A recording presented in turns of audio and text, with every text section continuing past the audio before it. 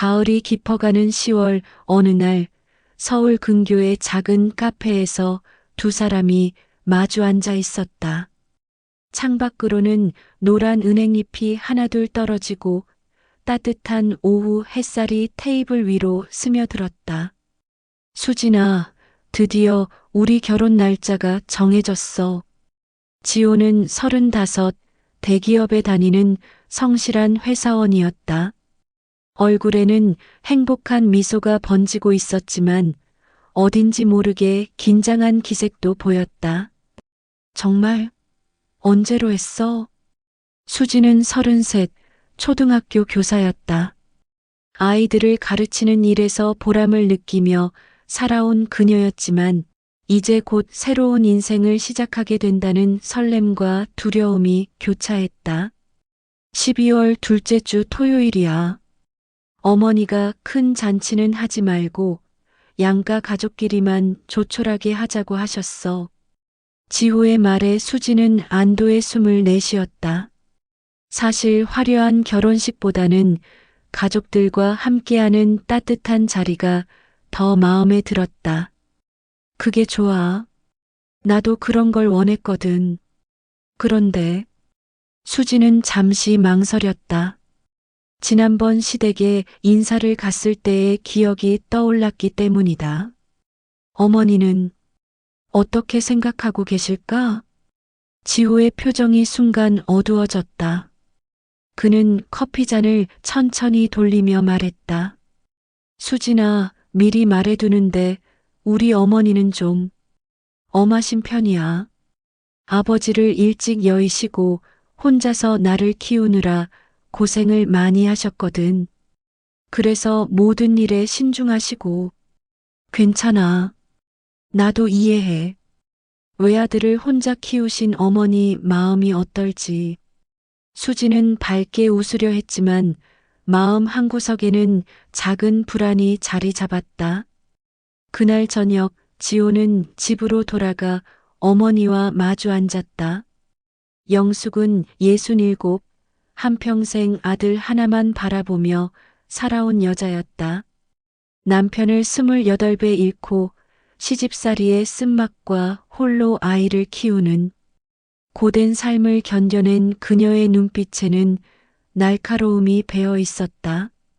지호야, 너는 그 애가 좋을지 모르지만 어머니 눈에는 좀 어수룩해 보이더라. 영숙은 차를 마시며 천천히 말했다. 그녀의 목소리에는 감정의 기복 없이 차가운 냉정함만이 흘렀다. 어머니, 수진이가 어수룩하다니요? 교사인데다가 아이들도 잘 가르치고. 가르치는 일과 집안일은 다른 거다. 시집와서 며느리 노릇을 제대로 할 수 있을지 모르겠어. 영숙은 손부채질을 하며 계속했다. 그리고 말이지. 첫인상이 그리 편안하지 않더라. 뭔가 어색하고 숨소리만 들어도 불편했어. 어머니, 그건 아직 서로 잘 몰라서 그런 거 아닐까요? 시간이 지나면. 지호야, 내가 얼마나 많은 사람들을 봐왔는데. 사람은 첫인상이 중요해. 특히 며느리는. 영숙의 말이 끝나기도 전에 지호는 마음이 무거워졌다. 어머니의 성격을 누구보다 잘 아는 그였기에 이런 말씀을 하신다는 것이 좋지 않은 신호라는 것을 알았다. 그날 밤 수진도 부모님과 저녁 식사를 하며 시댁 이야기를 나누고 있었다. 혜정은 65, 평생 남편과 화목하게 살아온 전형적인 현모양처였다. 아버지 동수는 68, 공무원으로 성실하게 살아온 온화한 성품의 소유자였다. 수진아, 시어머니 되실 분은 어떠시더냐? 너를 좋아하시는 것 같아? 혜정의 걱정 어린 질문에 수진은 잠시 젓가락을 멈췄다. 글쎄, 아직 잘 모르겠어. 좀 무서우신 것 같기도 하고. 원래 처음엔 다 그런 법이야. 내가 정성껏 모시면 마음을 여실 거다. 동수가 딸을 다독이며 말했지만 수진의 표정은 여전히 어두웠다. 근데 아빠, 첫 만남에서 뭔가 저를 별로 안 좋아하시는 것 같았어요. 말씀도 별로 안 하시고 계속 저를 뜯어보시는 것 같았거든요. 그건 신경 쓰지 마라. 외아들 며느리를 고르는데 까다로울 수밖에 없지. 내가 착하고 성실한 걸 아시면 달라지실 거야. 하지만 혜정의 마음 한구석에도 불안이 자리 잡았다. 딸이 결혼해서 행복하게 살았으면 하는 바람과 함께 시댁에서 고생하지 않았으면 하는 걱정이 교차했다. 그로부터 며칠 후 지호와 수지는 다시 만났다. 이번에는 공원을 걸으며 결혼 준비에 대해 이야기를 나누었다. 수진아, 어머니가 너를 집으로 초대하고 싶어 하셔. 집에서 밥도 같이 먹고 좀 더 자연스럽게 대화를 나누고 싶으시대. 지호의 말에 수지는 긴장했다. 격식을 차린 첫 만남이 아닌 일상적인 모습으로 시어머니와 시간을 보낸다는 것이 부담스러웠다. 그래. 언제? 이번 주말이 어때? 토요일 점심때 오라고 하시는데. 알겠어. 뭘 가져가면 좋을까? 그냥 맨손으로 와도 돼. 어머니가 다 준비하신다고 하셔. 하지만 수지는 빈손으로 갈 수는 없다고 생각했다. 과일이라도 사가는 것이 예의일 것 같았다. 그 주말 수지는 정성스럽게 차려입고 시댁으로 향했다. 손에는 비싼 과일 상자를 들고 있었다. 마음은 벌써부터 뛰고 있었다. 영숙은 수진을 맞이하며 겉으로는 웃었지만 눈빛은 여전히 냉랭했다. 어머니, 안녕하세요. 별것 아니지만. 수진이 과일 상자를 건네자 영숙은 받아들이며 말했다. 고맙긴 한데 굳이 이런 걸 사올 필요는 없었어. 우리 집은 그렇게 격식을 차리는 집이 아니거든. 첫 마디부터 수지는 위축되었다. 좋은 의미로 한 말일 수도 있지만 왠지 모르게 비판적으로 들렸다. 점심 식사 자리에서 영숙은 계속해서 수진을 관찰했다. 밥 먹는 모습, 말하는 톤, 앉아있는 자세까지 모든 것이 그녀의 시선 아래 있었다. 수진 씨는 집에서 요리를 자주 해요? 네, 그럭저럭. 간단한 건 할 줄 알아요. 그럭저럭? 결혼하면 매일 해야 하는 건데. 영숙의 말에 수지는 당황했다. 아, 네. 더 배우겠습니다. 배우는 것도 좋지만 타고나는 것도 있어요. 손맛이라는 게 식사 내내 이런 식이었다. 영숙은 직접적으로 비판하지는 않았지만 은근히 수진을 깎아내리는 말들을 계속했다. 그날 집으로 돌아가는 길에 수진의 마음은 무거웠다. 지호는 어머니가 어떤 분인지 알면서도 수진에게 미리 자세히 얘기해주지 않았던 것이 미안했다. 수진아, 어머니가 좀 까다로우시지? 미안해. 괜찮아. 나도 시댁에 적응하는 시간이 필요할 거야. 수지는 웃으며 대답했지만 마음속으로는 앞으로가 걱정되었다.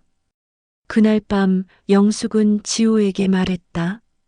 지호야, 내가 좋아하는 건 알겠지만 글쎄 뭔가 어색해. 숨소리만 들어도 불편하다는 생각이 들어. 어머니, 그건 너무 심하신 것 아닌가요? 심한 게 아니야. 정말 그래. 같은 집에서 살아야 하는데 벌써부터 이런 기분이면. 영숙의 이 말은 앞으로 벌어질 더 큰 갈등의 전조였다. 결혼을 2달 앞둔 시점에서 이미 불길한 그림자가 두 집안 위로 들이우기 시작했다. 사랑하는 두 사람 사이에 놓인 첫 번째 시련이었다. 하지만 이것은 시작에 불과했다. 진짜 갈등은 이제부터 시작될 예정이었다. 11월이 되자 결혼 준비가 본격적으로 시작되었다. 수지는 시어머니에게 좋은 며느리로 인정받기 위해 온갖 노력을 다했다. 주말마다 시댁을 찾아가 집안일을 도왔고 영숙이 좋아할 만한 반찬들을 직접 만들어 가져갔다. 어느 토요일 오전 수지는 이른 시간부터 시댁 주방에서 분주히 움직이고 있었다. 앞치마를 두르고 정성스럽게 준비한 깍두기를 꺼내며 조심스럽게 영숙에게 말을 건넸다. 어머니, 이거 제가 직접 담근 깍두기예요. 인터넷에서 레시피를 찾아서 며칠 전부터 준비했거든요. 수진의 목소리에는 기대감과 긴장이 동시에 묻어 있었다. 시어머니가 맛있다고 해주길 바라는 마음이 간절했다. 영숙은 무표정한 얼굴로 깍두기 한 조각을 집어 입에 넣었다. 씹는 동안 수지는 숨을 죽이고 기다렸다. 하지만 영숙의 얼굴에는 점점 불만의 빛이 스며들었다. 싱겁다 못해 맛이 없구나. 우리 집은 원래 짠 걸 좋아한다고 했는데 기억 못하니? 차가운 목소리였다. 수진의 얼굴이 순간 붉어졌다. 아, 네. 죄송합니다. 다음번엔 간을 더 맞춰서. 집안 살림을 제대로 해본 적이 없는 게 티가 나네. 교사라고 바빠서 그런가? 요리는 감각이 있어야 하는 건데. 영숙의 말 한마디 한마디가 수진의 마음에 상처로 박혔다. 수진은 고개를 숙이고 아무 말도 할 수 없었다. 그때 지호가 집에 들어왔다. 그는 주방의 어색한 분위기를 감지했지만 어머니와 약혼자 사이에 끼어들기가 조심스러웠다. 어머니, 수진이가 며칠 전부터 준비했다고 했는데요. 지호가 조심스럽게 말을 꺼내자 영숙은 차갑게 대답했다. 정성을 들인 건 고맙지만 맛은 또 다른 문제잖니. 며느리가 되려면 이런 것부터 신경 써야지. 수지는 더 이상 할 말이 없어 조용히 설거지를 시작했다. 찬물에 손을 담그고 있으니 마음이 조금 진정되는 것 같았다. 며칠 후 세 사람은 함께 웨딩드레스를 고르러 갔다. 명동의 한 웨딩샵에서 수지는 여러 벌의 드레스를 입어보았다. 지호는 수진이 어떤 드레스를 입어도 아름답다며 흐뭇해했지만 영숙의 반응은 달랐다. 키가 그리 크지도 않은데 저런 드레스를 입으면 더 작아 보이지 않을까? 영숙이 작게 중얼거리는 소리가 수진의 귀에 들렸다. 수진은 거울 속 자신의 모습을 다시 보며 자신감이 사라지는 것을 느꼈다. 어머니, 혹시 다른 스타일로 골라볼까요? 수진이 조심스럽게 물었지만 영숙은 손을 내저으며 대답했다. 됐다. 내가 좋다는데 굳이 내가 뭐라 할 필요는 없지. 하지만 그녀의 표정과 목소리에는 여전히 불만이 배어 있었다. 수지는 결국 처음에 마음에 들어했던 드레스 대신 다른 것을 선택할 수밖에 없었다. 집으로 돌아가는 길에 지호는 수진에게 미안하다는 말을 여러 번 했다. 수진아, 어머니가 좀 까다로우시지?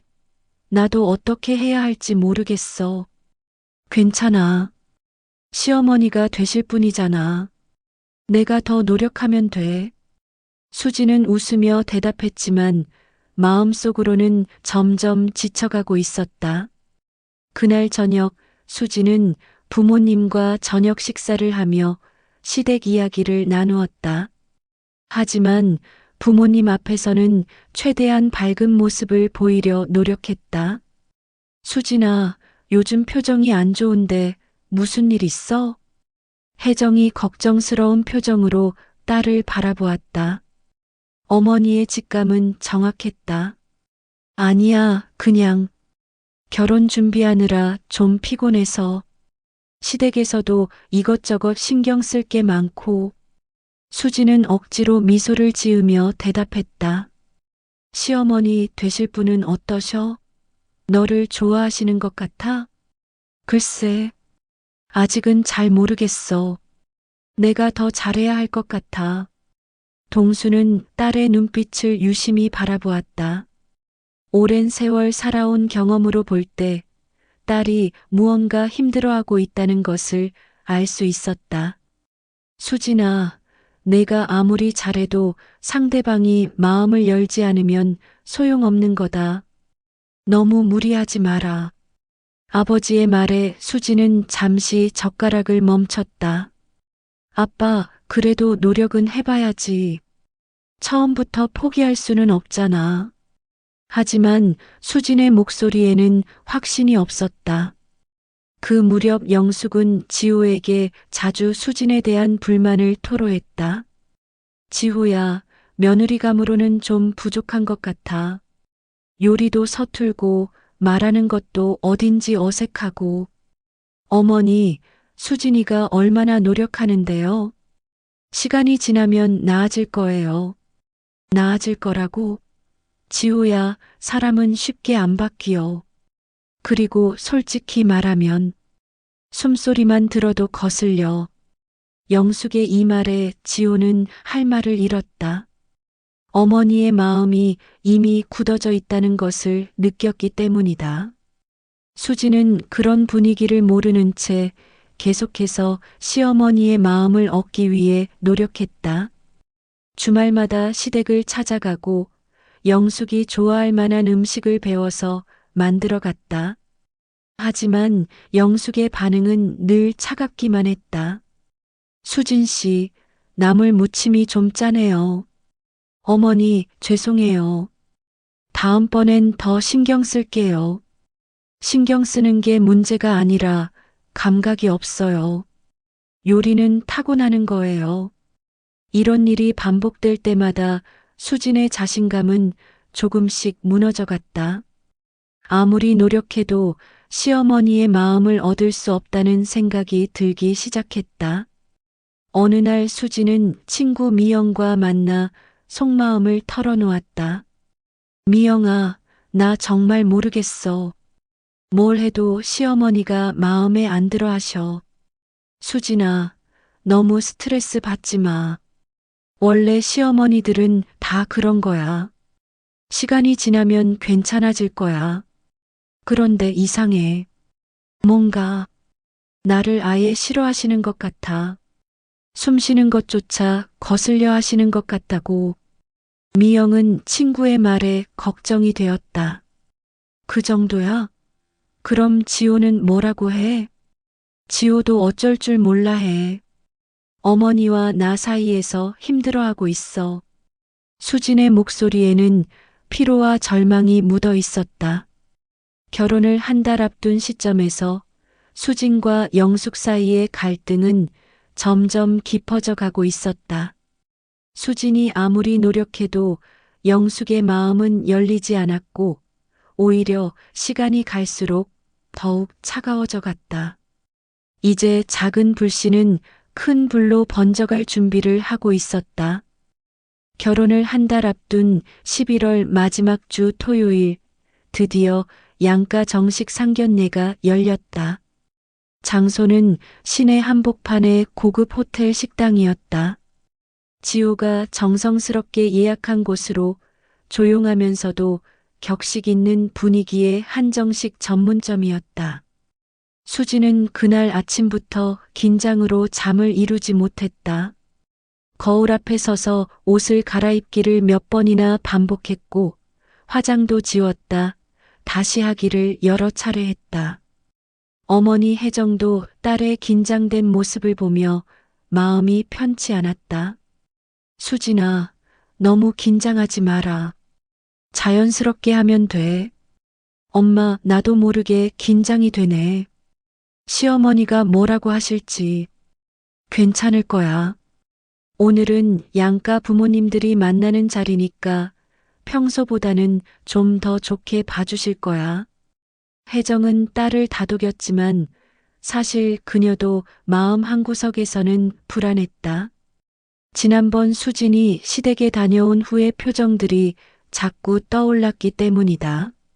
한편 동수는 평소보다 일찍 일어나 정장을 차려입었다.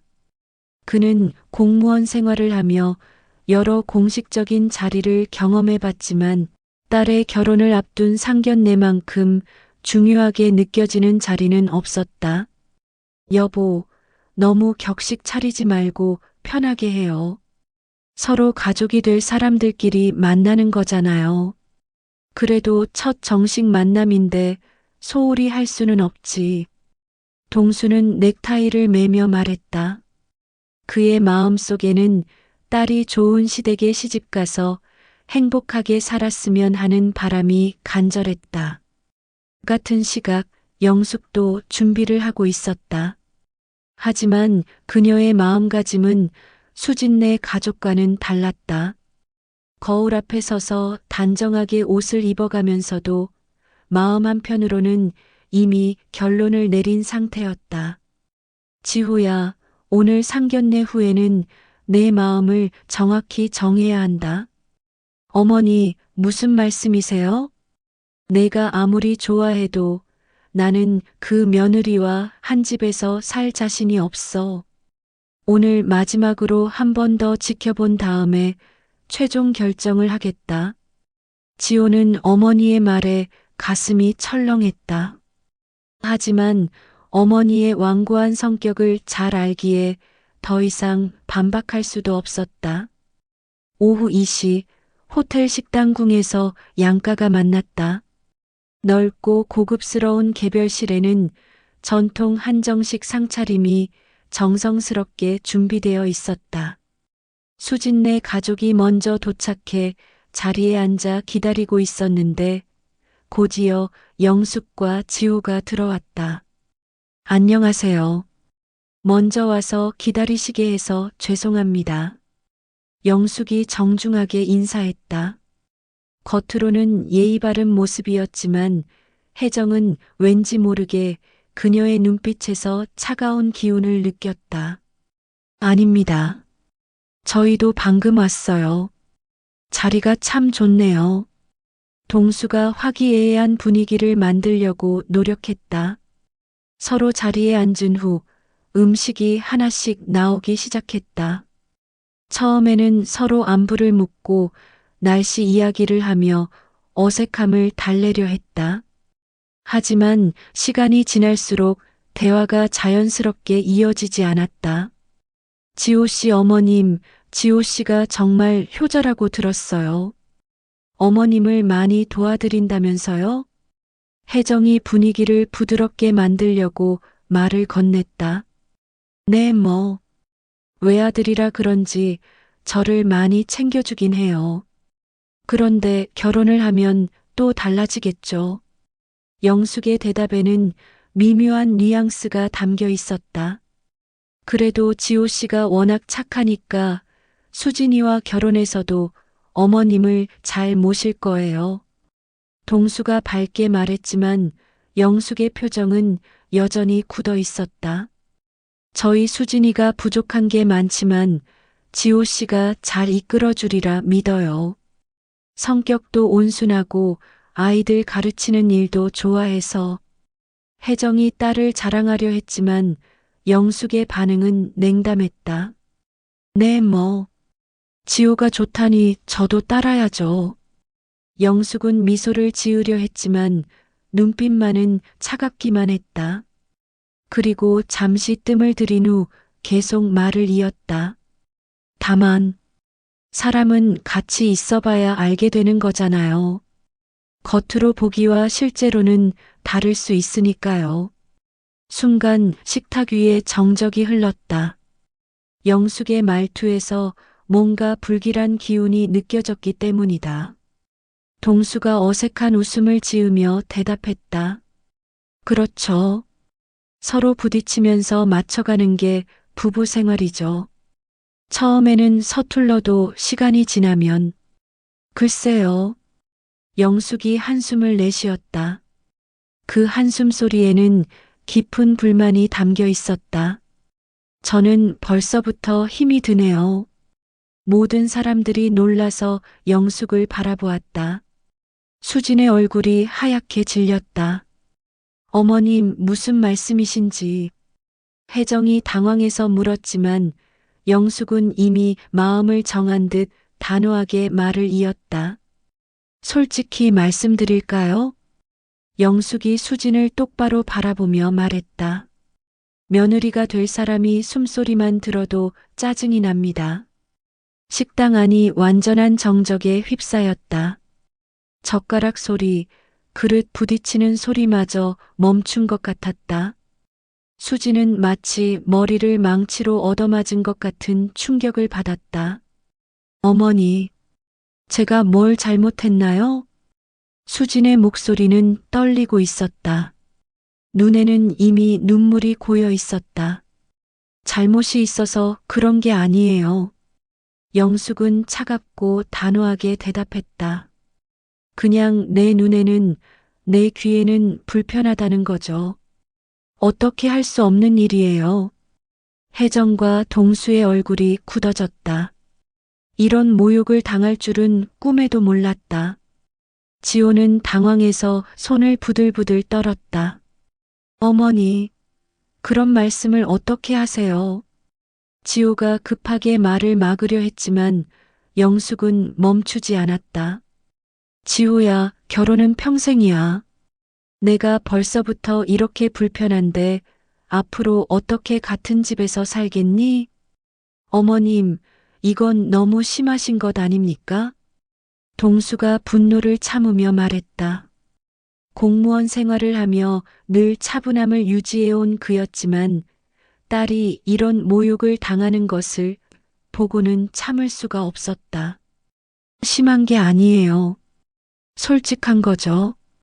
저도 평생 그 아이와 살아야 하는데 벌써부터 이런 기분이면 어떻게 합니까? 영숙의 목소리에는 조금의 미안함도 없었다. 혜정은 눈물을 글썽이며 떨리는 목소리로 말했다. 어머님, 아무리 그래도 사람이 어떻게 그런 말씀을. 사실을 말하는 게 뭐가 잘못됐습니까? 거짓말로 좋다고 하는 게 더 나쁘지 않을까요? 수지는 더 이상 견딜 수 없었다. 눈물을 참으며 자리에서 일어나 화장실로 달려갔다. 뒤에서 지호가 수진아 하고 부르는 소리가 들렸지만 돌아보지 않았다. 화장실에서 수지는 참았던 눈물을 터뜨렸다. 거울 속 자신의 모습이 초라해 보였다. 숨소리마저 짜증난다는 말이 계속 머릿속에서 맴돌았다. 자신이 무엇을 잘못했는지, 어떻게 해야 시어머니의 마음을 얻을 수 있는지 알 수가 없었다. 한편 식당에서는 아직도 냉랭한 분위기가 이어지고 있었다. 어머님, 제발 이해해 주세요. 수진이가 얼마나 노력하는데. 지호가 애타게 부탁했지만 영숙은 고개를 저었다. 지호야, 노력한다고 해서 다 되는 게 아니야. 사람과 사람 사이에는 맞고 안 맞는 게 있어. 나는 그 아이와 맞지 않아. 그렇다고 숨소리가 짜증난다는 건 너무하지 않습니까? 동수가 분노를 참지 못하고 목소리를 높였다. 저도 제 기분을 솔직하게 말씀드린 거예요. 거짓말을 할 수는 없잖아요. 그럼 이 결혼은 어떻게 하자는 말씀입니까?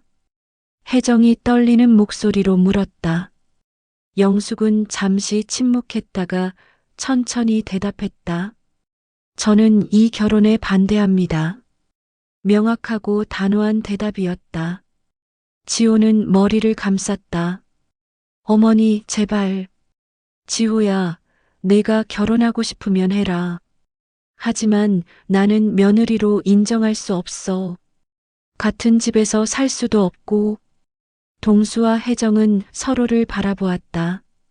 이런 상황이 벌어질 줄은 꿈에도 몰랐다. 수십 분이 지나서야 수진이 화장실에서 나왔다. 얼굴이 퉁퉁 부어 있었지만 최대한 침착함을 유지하려 노력했다. 죄송합니다. 너무 놀라서. 수진이 자리에 앉자 모든 사람들이 그녀를 바라보았다.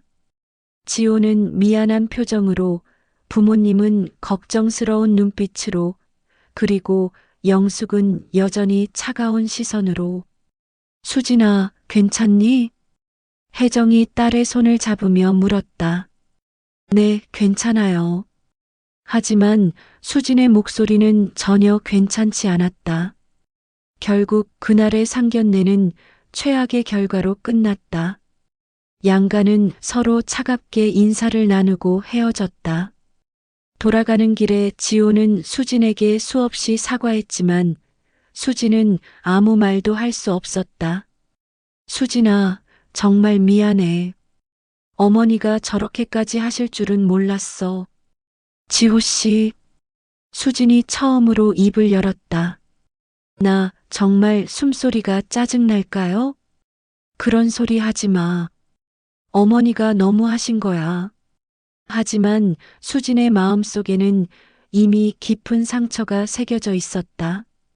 그날 밤 수진은 잠을 이루지 못했다. 영숙의 차가운 목소리가 계속 귓가에 맴돌았다.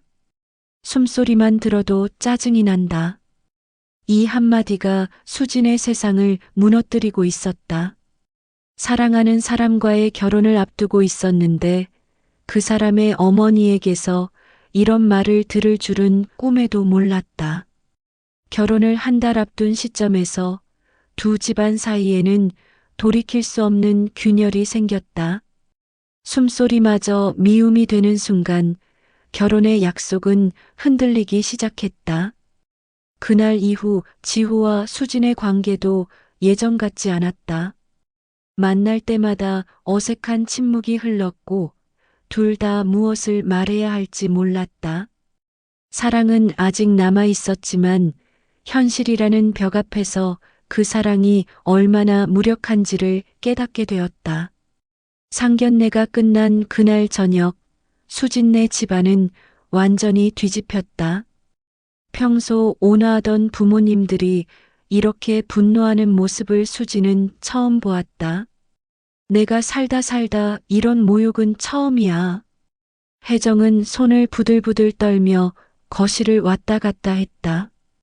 30여 년간 남편과 화목하게 살면서 이웃들과도 원만한 관계를 유지해온 그녀였지만 오늘 같은 일은 경험해 본 적이 없었다.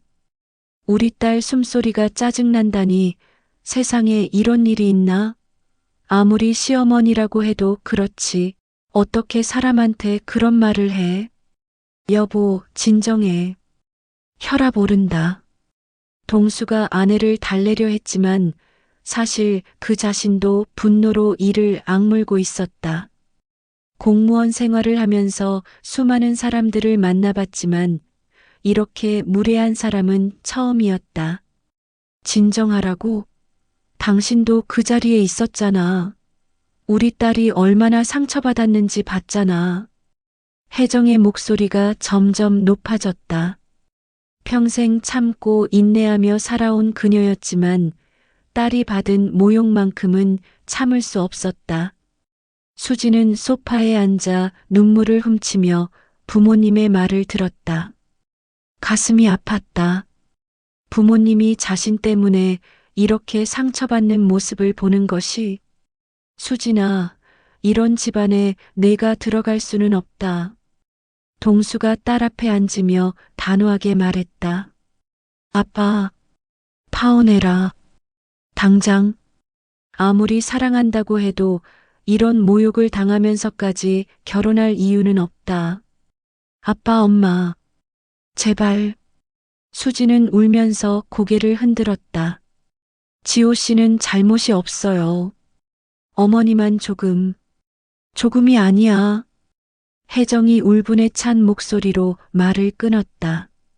어머니가 곧 집안이야. 결혼하면 평생 그분이랑 살아야 하는데 너는 평생 그런 모욕을 참고 살 거니? 그래도가 어디 있어. 숨소리가 짜증난다는 사람과 어떻게 한 집에서 살겠다는 거야. 동수도 목소리를 높였다. 평생 차분하게 살아온 그였지만 딸의 일만큼은 참을 수 없었다. 수진아, 아빠가 말하는데 잘 들어라. 결혼은 로맨스가 아니야. 현실이라고. 사랑만으로는 안 되는 거야. 아빠, 그 집 시어머니가 너를 그렇게 싫어하는데 들어가서 행복할 수 있을 것 같니? 매일매일이 전쟁이 될 거야. 수지는 아무 말도 할 수 없었다. 부모님의 말이 맞다는 것을 마음 한편으로는 알고 있었기 때문이다. 그날 밤 늦게까지 집안에서는 격론이 이어졌다. 혜정은 계속해서 분노를 토해냈고 동수는 냉정하게 현실적인 문제들을 짚어냈다. 수지는 그저 울기만 했다. 수진아, 엄마 말 잘 들어라. 시댁살이가 얼마나 힘든지 내가 모르지? 엄마도 해봤으니까 아는데 시어머니가 좋아하지 않으면 정말 지옥이야. 혜정은 자신의 경험을 떠올리며 말했다. 그녀도 결혼 초기에 시어머니와 갈등이 있었지만 그래도 기본적인 예의는 지켜졌었다. 하지만 오늘 영숙의 말은 도를 넘었다. 내가 아무리 잘해도 소용없어. 이미 마음을 닫은 사람한테는 뭘 해도 안 통해. 한편 같은 시각 지호의 집에서도 모자 간의 격렬한 다툼이 벌어지고 있었다. 어머니, 도대체 왜 그러세요? 지호는 평생 어머니에게 큰 소리를 낸 적이 없었지만 오늘만큼은 참을 수 없었다. 수진이가 뭘 그렇게 잘못했습니까? 숨소리가 짜증난다니 그게 무슨 말이에요? 지호야, 내가 모르는 게 많다. 영숙은 차갑게 대답했다. 아들이 목소리를 높여도 전혀 흔들리지 않는 모습이었다. 나는 여자의 숨소리만 들어도 안다. 이 집에 맞는지 안 맞는지를. 그게 무슨. 내가 태어나기 전부터 이 집에서 살아온 게 나야. 시집살이도 해봤고 시어머니 노릇도 해봤고 그 아이는 우리 집에 맞지 않아. 영숙의 목소리에는 확신이 가득했다. 어머니가 선입견을 갖고 계시는 거 아니에요? 수진이가 얼마나 착하고 성실한데. 착하고 성실한 것과 맞고 안 맞는 것은 다른 문제야. 나는 그 아이와 한 집에서 살 수 없어. 지호는 머리가 지끈거렸다. 어머니의 완고함 앞에서 자신이 얼마나 무력한지를 깨달았다. 어머니, 제발 한 번만 더 기회를. 기회는 충분히 줬어. 처음 만났을 때부터 지금까지. 내 마음은 바뀌지 않는다. 숨소리가 죄예요? 그게 파혼할 이유가 됩니까? 지호의 목소리가 격앙되었다. 죄가 아니라 맞지 않는다는 거야. 세상에는 서로 맞지 않는 사람들이 있어. 억지로 맞추려고 하면 서로 불행해진다. 그럼 저는 어떻게 하라는 말씀이세요? 내가 원하면 결혼해라. 영숙이 단호하게 말했다. 하지만 나는 그 결혼을 인정하지 않는다. 그리고 그 아이와 같은 집에서 살 생각도 없다. 지호는 절망적으로 머리를 감쌌다. 어머니와 연인 사이에서 선택해야 하는 상황이 왔다. 어머니, 저 없으면 어떻게 사세요? 내 걱정은 하지 마라. 나는 혼자서도 잘 살 수 있어. 오히려 그 아이와 같이 있는 게 더 힘들다. 그날 밤 지호는 잠을 이루지 못했다. 어머니의 말이 계속 머릿속에서 맴돌았다. 평생 모시고 살겠다고 다짐했던 어머니와 사랑하는 여자 사이에서 선택해야 하는 현실이 너무나 잔혹했다. 다음 날 지호는 수진에게 전화를 걸었다. 수진아, 만날 수 있을까? 제발 이야기할 게 있어. 수진의 목소리는 힘이 없었다. 지호 씨, 저 부모님이 파혼하라고 하세요. 나도 마찬가지야. 어머니가. 두 사람은 잠시 말을 잇지 못했다. 그래도 만나자. 마지막으로 그날 오후 두 사람은 처음 만났던 그 카페에서 만났다. 하지만 예전의 따뜻한 분위기는 온데간데 없었다. 서로를 바라보는 눈빛에는 슬픔과 절망만이 가득했다. 수진아, 정말 미안해. 지호가 먼저 입을 열었다. 어머니가 그렇게까지 하실 줄은 몰랐어. 지호 씨 잘못이 아니에요. 수진이 고개를 저었다. 그래도 내가 어머니를 더 잘 설득했어야 했는데, 설득이 될 뿐이었다면 처음부터 그런 말씀을 안 하셨겠죠. 수진의 말에 지호는 할 말을 잃었다. 우리 어떻게 할까? 지호가 조심스럽게 물었다. 잘 모르겠어요. 부모님들이 너무 화가 나셔서, 특히 아빠가 이런 집안에 딸을 보낼 수 없다고. 내 어머니도 마찬가지야. 절대 인정할 수 없다고 하셔. 두 사람 사이에 긴 침묵이 흘렀다. 지호 씨, 정말로 숨소리가 짜증날까요? 수진이 떨리는 목소리로 물었다. 그런 소리 하지 마. 지호가 급하게 말을 막았다. 어머니가 이상한 거야. 내가 잘못한 게 아니라고. 하지만 수진의 마음속 상처는 이미 너무 깊었다. 저도 모르겠어요. 제가 정말 그렇게 불편한 사람인지. 수진아, 어머니 말씀이 맞을 수도 있어요. 저와 어머니가 정말 맞지 않는 거일 수도 있고. 지호는 수진의 손을 잡았다. 그렇게 생각하지 마.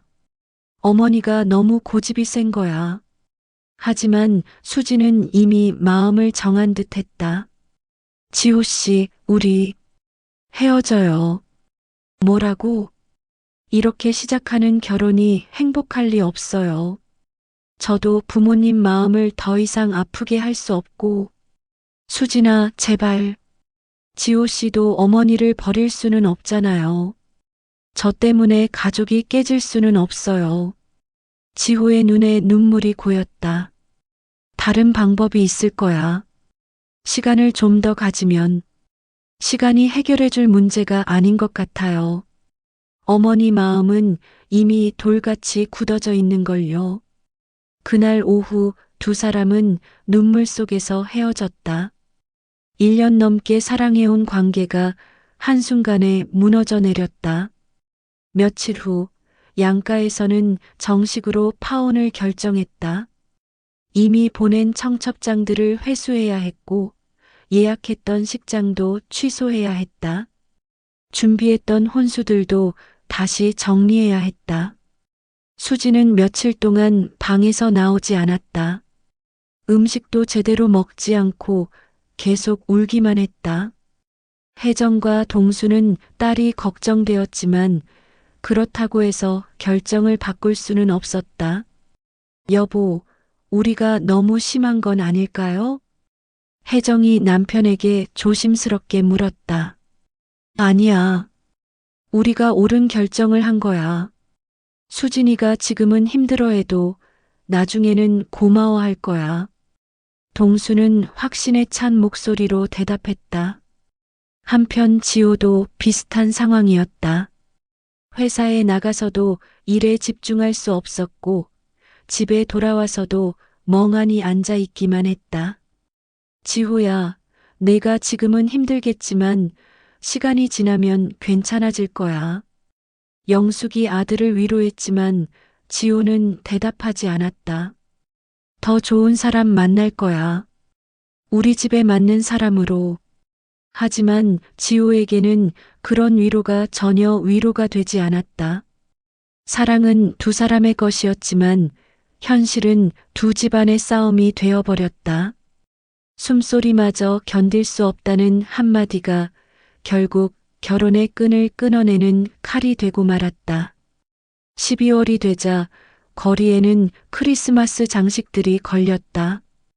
원래라면 수진과 지호가 결혼식을 올렸을 시기였다. 하지만 이제 그 모든 것은 물거품이 되어버렸다. 두 집안 모두 상처를 입었다. 특히 수진과 지호는 깊은 상흔을 안고 살아가야 했다. 사랑했지만 함께할 수 없었던 아픔, 그리고 가족과 사랑 사이에서 선택해야 했던 고통이 오래도록 그들을 괴롭혔다. 파혼 결정이 내려진 지 일주일 후 두 집안은 마지막으로 만나기로 했다.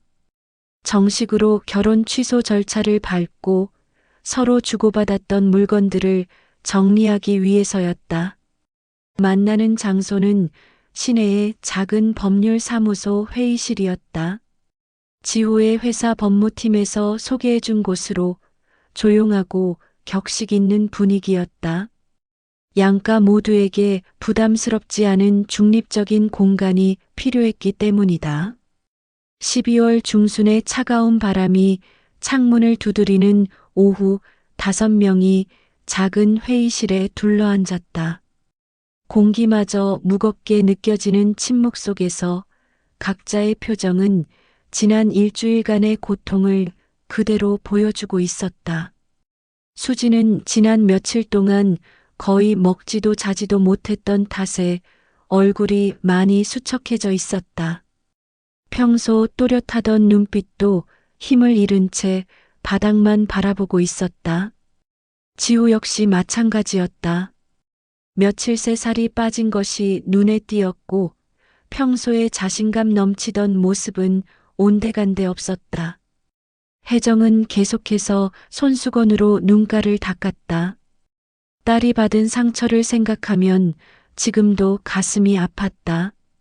동수는 굳은 표정으로 앉아 있었지만 그의 마음 역시 편치 않았다. 딸의 행복을 위한 결정이었지만 이렇게 끝나는 것이 과연 옳은 일인지 의문이 들기도 했다.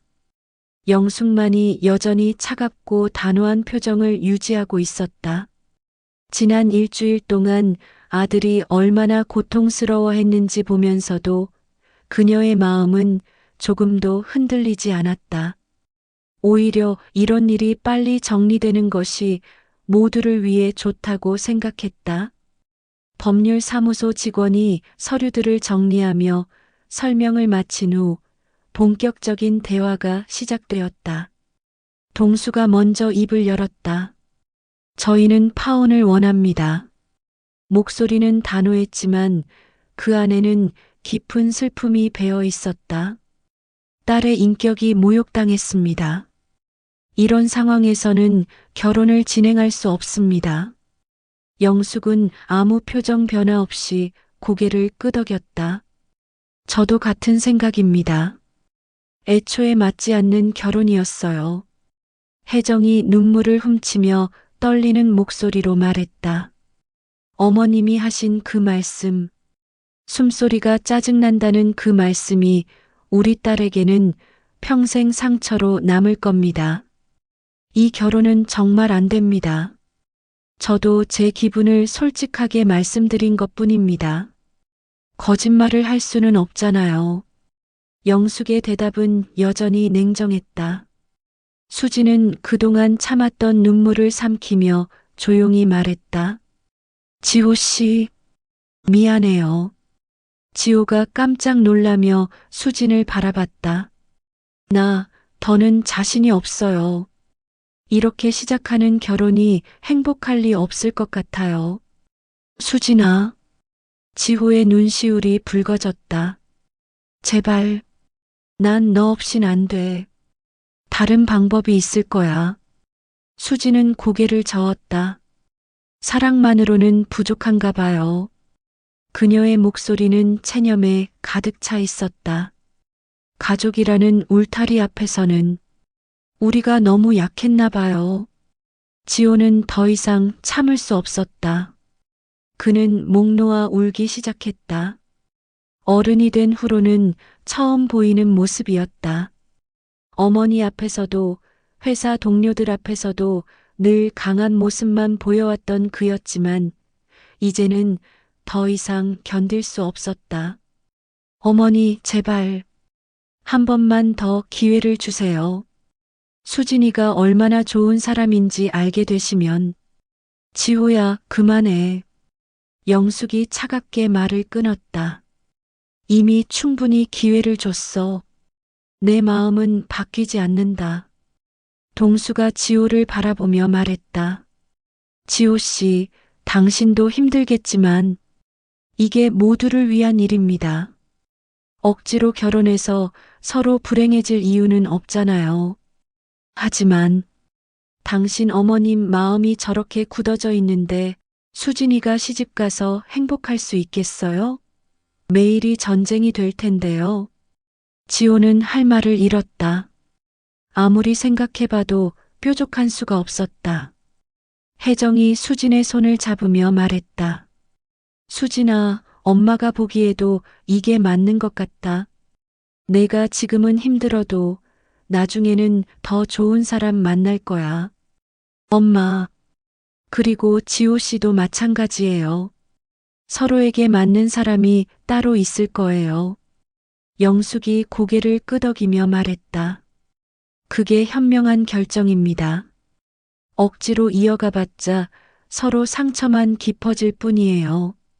그렇게 약 1시간 정도의 대화 끝에 파혼이 공식적으로 결정되었다.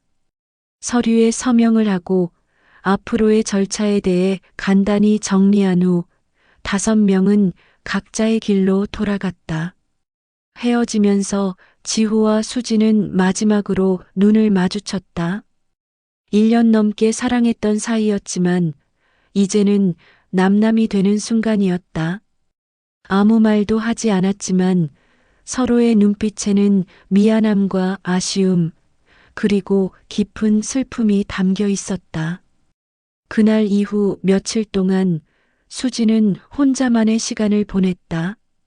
학교에서는 연말이라 바쁜 시기였지만 마음이 너무 복잡해서 일에 집중하기 어려웠다. 아이들이 선생님, 왜 이렇게 슬퍼 보여요?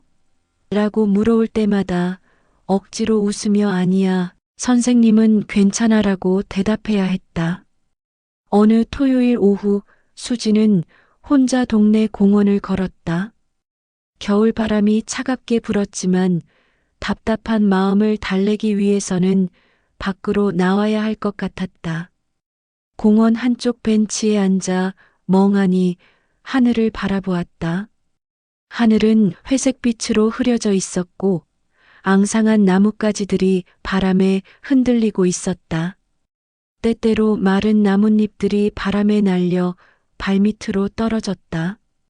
멀리서는 아이들의 웃음소리가 들려왔다. 주말을 맞아 가족들과 함께 나온 아이들이 즐겁게 뛰어노는 소리였다. 그 모습을 보며 수지는 생각했다. 저 아이들은 얼마나 행복할까? 엄마, 아빠와 함께 있어서 얼마나 안전하고 따뜻할까? 자신도 언젠가는 저런 가정을 꾸릴 수 있을 거라고 꿈꿨었는데 그 꿈이 이렇게 허무하게 무너질 줄은 몰랐다. 숨소리가 짜증난다. 영숙의 그 말이 아직도 귓가에서 맴돌았다. 아무리 생각해봐도 자신이 무엇을 잘못했는지 알 수 없었다. 정성껏 노력했고 최대한 예의를 지키려고 했는데 결국 존재 자체가 불편하다는 말을 들어야 했다. 내가 정말 그렇게 불편한 사람일까? 수지는 자신에 대해 의문을 갖기 시작했다. 혹시 자신이 모르는 사이에 남에게 불쾌감을 주는 무언가가 있는 건 아닐까? 말하는 방식이나 행동하는 모습에서 거슬리는 부분이 있는 건 아닐까? 하지만 아무리 생각해봐도 답을 찾을 수 없었다. 학교에서는 동료 교사들과도 잘 지냈고 아이들도 자신을 좋아해 주었다. 친구들과의 관계도 원만했다. 유독 영숙에게만 그런 반감을 산 것이었다. 시간이 흐르면서 수지는 점차 현실을 받아들이기 시작했다. 모든 사람이 자신을 좋아할 수는 없다는 것, 그리고 아무리 노력해도 마음을 열지 않는 사람이 있다는 것을. 그것이 비록 시어머니가 될 뻔한 사람이었다고 해도 말이다. 한편 지호도 비슷한 시간을 보내고 있었다. 회사에서는 평소처럼 일을 했지만 집에 돌아오면 무기력에 빠졌다. 어머니와 대화하는 것도 어색해졌다. 영숙은 아들이 힘들어하는 것을 알면서도 자신의 결정이 옳았다고 믿어 의심치 않았다. 지호야, 시간이 지나면 다 괜찮아질 거야. 내게 맞는 사람이 따로 있을 거다. 영숙이 위로의 말을 건넸지만 지호에게는 전혀 위로가 되지 않았다. 어머니, 전 다른 사람은 필요 없어요. 그렇게 말하지 마라. 세상에는 좋은 여자들이 많다. 어머니가 또 숨소리가 짜증난다고 하실 건가요? 지호의 말에 영숙은 잠시 말을 잃었다. 지호야, 그건. 어머니, 전 이제 결혼 생각 없어요. 누구를 만나도 어머니 마음에 들지 않을 테니까요. 그 후로 지호는 어머니와 대화를 거의 하지 않았다. 집에서도 각자의 방에서 지내는 시간이 늘어났다. 몇 달이 지났다. 봄이 오고 여름이 지나갔다.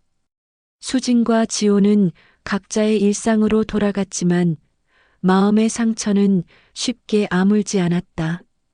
수진은 학교에서 새학년을 맞이하며 다시 아이들을 가르치기 시작했다. 일에 몰두하다 보면 그래도 아픈 마음이 조금은 달래지는 것 같았다. 하지만 혼자 있는 시간이 되면 여전히 그날의 기억이 떠올랐다. 지호는 회사에서 승진 기회가 왔지만 별로 기쁘지 않았다. 예전 같으면 수진과 함께 기뻐했을 일이었는데 이제는 혼자서 감당해야 했다. 어느 가을날 수진은 우연히 거리에서 지호를 마주쳤다. 서로 놀라며 잠시 멈춰 섰지만 별다른 말은 하지 않았다. 그저 조심스럽게 안부를 물었을 뿐이었다. 잘 지내시죠? 네, 선생님도요. 짧은 대화 후에 서로 다른 방향으로 걸어갔다. 뒤돌아보지는 않았지만 둘 다 가슴이 먹먹했다. 그렇게 1년이 지났다. 수지는 여전히 혼자였고 지호도 마찬가지였다. 주변에서 소개팅을 권하기도 했지만 둘 다 마음이 내키지 않았다. 수지는 때때로 생각했다. 만약 그때 영숙이 그런 말을 하지 않았다면 어떻게 되었을까? 혹은 자신이 더 강하게 버텼다면 상황이 달라졌을까?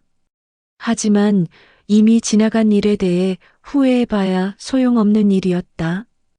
어느 날 수지는 혜정과 대화를 나누며 깨달은 것이 있었다. 엄마, 그때 우리가 한 결정이 맞았을까요? 왜 그런 생각을 하니? 지호 씨가 너무 불쌍해서요. 저 때문에 어머니와 사이가 안 좋아졌을 텐데. 혜정은 딸의 손을 잡으며 말했다. 수진아, 내가 잘못한 게 아니야. 그분이 너무 심하게 말씀하신 거지. 그래도 혹시 제가 더 참았다면 참는다고 해결될 문제가 아니었어. 숨소리가 짜증난다는 사람과 어떻게 평생을 살겠니? 혜정의 말이 맞았다. 수진도 그것을 알고 있었다. 하지만 가끔은 그 모든 것이 꿈이었으면 좋겠다는 생각이 들었다. 세월이 흐르면서 수진과 지호는 각자의 삶을 살아갔다. 상처는 여전히 남아 있었지만 시간이 어느 정도 아픔을 달래주었다. 수지는 훗날 다른 사람과 결혼을 했고 지호도 마찬가지였다. 하지만 둘 다 그 첫 번째 사랑을 완전히 잊지는 못했다. 가끔 혼자 있을 때면 여전히 그때의 기억이 떠올랐다. 특히 숨소리가 짜증난다는 그 말은 수진에게 평생 잊혀지지 않는 상처로 남았다. 나중에 새로운 시어머니를 만났을 때도 혹시 자신의 무언가가 불편하지는 않을까 하는 불안감이 항상 따라다녔다. 공원 벤치에 앉아 하늘을 바라보며 수지는 마음속으로 다짐했다. 언젠가 내가 시어머니가 된다면 절대로 그런 말은 하지 말자. 아무리 마음에 들지 않아도 사람의 존재 자체를 부정하는 말은 하지 말자. 숨소리마저 미움이 된다면 그 인연은 이어갈 수 없다. 하지만 기억해야 한다. 미움의 말 한마디가 사람의 인생을 송두리째 무너뜨릴 수도 있다는 것을. 사랑은 혼자 지켜야 할 마음이 아니라 함께 지켜내야 할 관계라는 것을. 그리고 가족이라는 이름으로 누군가에게 상처를 주는 것은 결코 정당화될 수 없다는 것을. 바람에 흩날리는 낙엽을 바라보며 수지는 조용히 일어났다. 이제는 정말로 모든 것을 받아들이고 앞으로 나아가야 할 때였다. 아픈 기억은 가슴 깊이 묻어두고 새로운 내일을 향해 걸어가야 했다. 멀리서 들려오는 아이들의 웃음소리가 그녀의 마음을 조금은 따뜻하게 해주었다. 언젠가는 자신도 다시 그런 행복을 찾을 수 있을 거라는 희망을 품으며 수지는 공원을 떠났다. 그렇게 한 편의 사랑 이야기가 막을 내렸다. 아름답게 시작되었지만 아프게 끝난 이야기. 하지만 그 아픔 속에서도 인생의 소중한 교훈을 남긴 이야기였다.